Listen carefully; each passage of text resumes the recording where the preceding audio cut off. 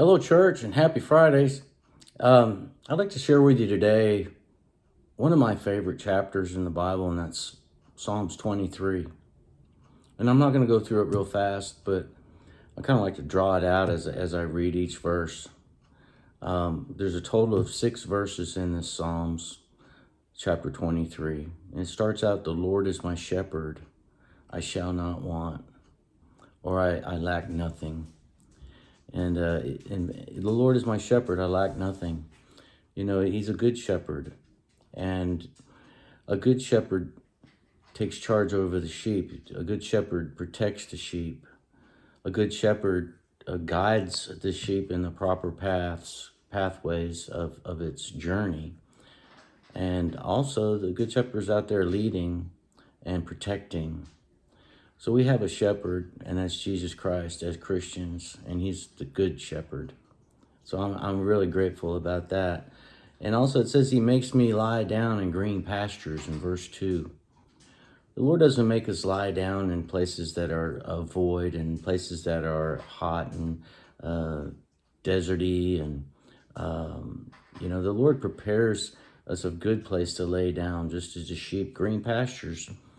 And they can relax. They no longer have to have that tension and worry about where they're going to eat. There's grass, green grass all around them. And in verse 3, he said he refreshes my soul.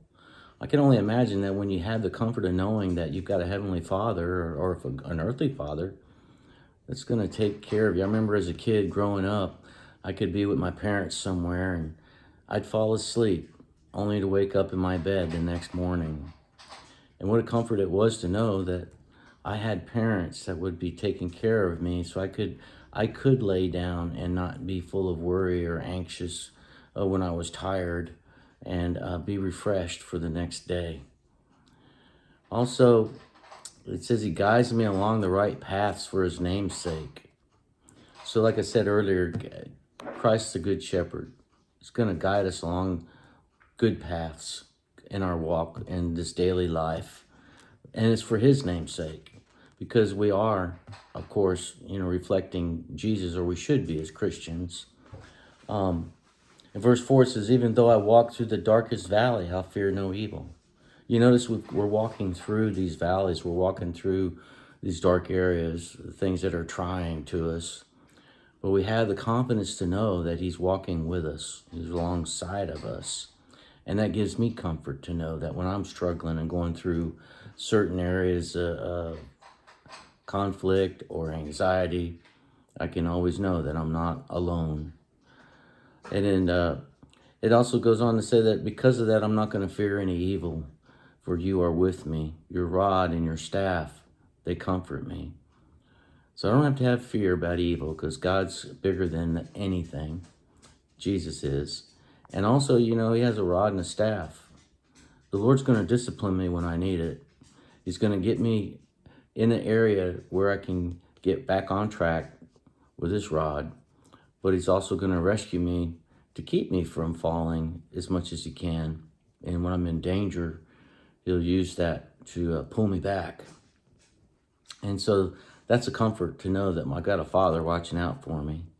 And then in verse 5, it says, "You prepare a table before me in the presence of my enemies, and you anoint my head with oil, my cup overflows." We can have the confidence to know that God's going to even give us a sense of assuredness when things seem our enemies are against us. He's going to protect us. He's going to provide for us, and we can sit down at the table and be able to eat comfortably, knowing that he's with us. And so as a result of that, of course, our cup would overflow. Basically, it's just a good feeling,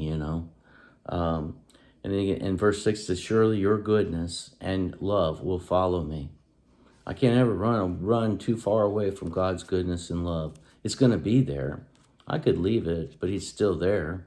And he said it's going to follow me. So what a promise that is. And not just when I'm good or when I deserve it, because I really don't. But also it says all the days of my life. And he goes on to say, "And I will dwell in the house of the Lord forever." Forever. How long is that? Well, that's pretty much forever. And nothing's going to change on that. And I'll be able to dwell in God's house forever because of Jesus, because of the Good Shepherd. So I hope these are some comforting words to you like they are with me. And something to really meditate on and realize how much we have a good shepherd. Folks, have a great day, and God bless.